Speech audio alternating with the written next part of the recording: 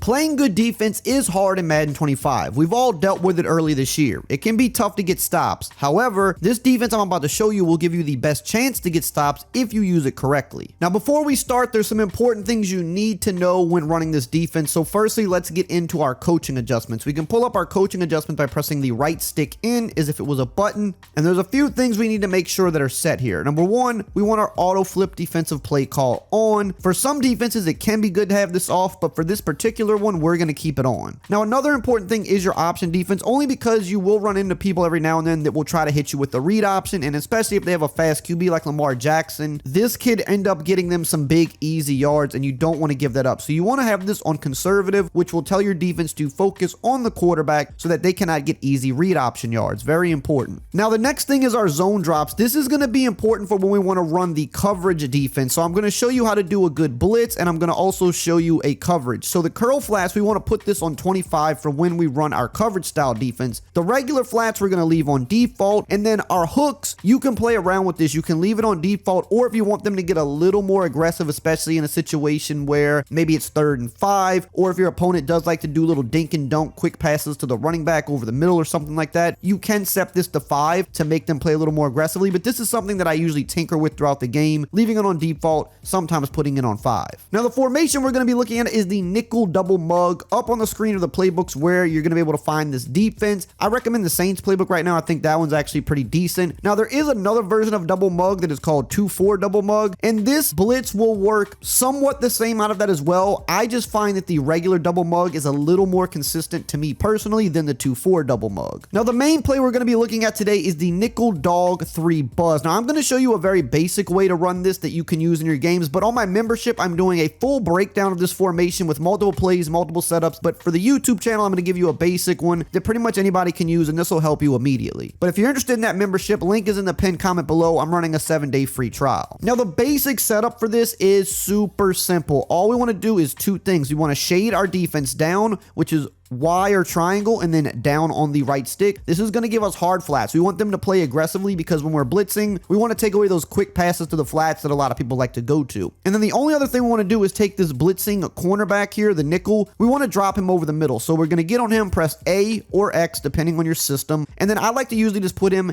in a vertical hook, which is down on the left stick. So that gets us a little bit more help over the middle. I'm going to control this safety back here. Now, what's going to happen with this is we're only rushing 4 players, but a good amount of time, one of the linebackers is going to come through untouched. And even if he doesn't, that's fine. We have 7 people in coverage, and the block sheds are usually pretty quick out of this. So either way, you're going to be good money.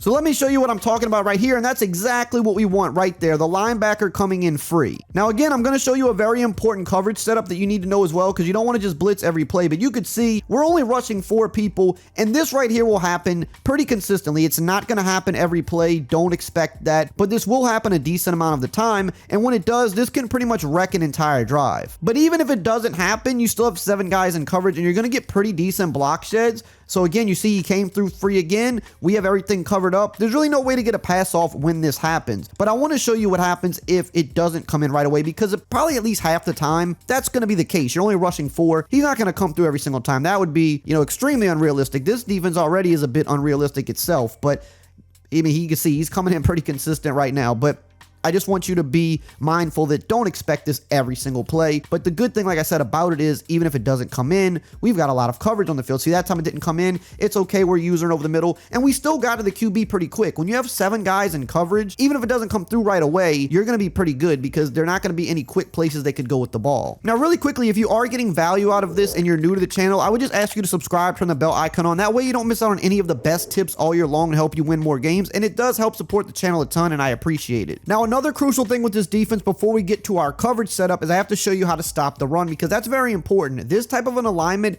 can get gashed in the run if you don't know what you're doing. So this is very important. Make sure to pay attention. Now the setup is still going to be the same. We are going to shade down. We're going to take that corner, drop him into some type of a coverage. So if they pass, if they run, we have the same setup, which is really good. Also going to talk about something with RPOs in a second as well. But what you want to be mindful of here is this: another reason we like to use her on the running back safety, which will always be the yellow safety, is because for shotgun runs, that gives us the ability to loop around. We get to start on his side, and then we want to try to shoot through the gap. You have to manually do this, otherwise you could give up some decent runs from time to time. So this is what it's going to look like. We're just going to shoot in like this, boom, and we're going to limit him for no yards or a loss. Now, this is something I do recommend going into practice and getting familiar with, because this can be tough sometimes. You're going to usually have a lane to come in here and make a play. Now, if for some reason you're struggling to make the play yourself, you can leave this guy over here blitzing instead of putting him into coverage. It's going to give you weaker coverage, but it will help you a little bit more against the run, because you'll see he's going to shoot in, and this is going to make it much easier for you to get in. It's going to be a much more defined gap every single time, and you can get in there. But I would try to practice being able to do it with him being in coverage, because everything's going to work better with that guy in coverage. Now, another thing I want to show you with this setup, so notice we're in a different formation here. The running back's on the right, so notice that the formation flips. So the blitzing nickelback's actually on the left now, and the guy we're going to use is going to be on the right. That's what auto flip is going to do. It's going to make sure that the blitzing nickelback is opposite running back. It's going to make sure that the yellow safety is the same side as the running back. So that's the only thing that's going to switch based on formation. But what I want to show you is, because we have those shaded down hard flats, they're going to actually do a pretty good job at getting with these RPO bubbles, which people love to run out of sets like this or trips. So let me show you what happens. You throw it out here, boom, he's there to make a play. You could click on and make a pick. Sometimes they'll pick it for you, or you could just hit them for no gain. But that is another thing that's really good about this defense. Now, when we want to switch it up and go coverage, what I like to do is call a Tampa 2. So I'm going to audible actually here just so you could see. Look how similar the alignment is. It's barely any different. So when you come out of the play call screen with a Tampa 2, they're not going to really be able to tell that you're in a different play. Now, I'm going to be honest, zone defense is really bad right now in Madden, but we do need to switch it up sometimes. We don't want to run the same play every single time unless our opponent just doesn't have an answer for it. But if we're going to play zone without any type of blitz behind it, we need to make sure we have a lot of coverage on the field, and we need to make sure that we're protecting the sidelines and the flats, because that's where a lot of people will try to attack. So the first thing we're going to do is shade down, which is wire triangle, and then down on the right stick. That's going to turn our cloud flats into hard flats. They're going to play underneath very aggressively. Then we're going to take that cornerback over here that we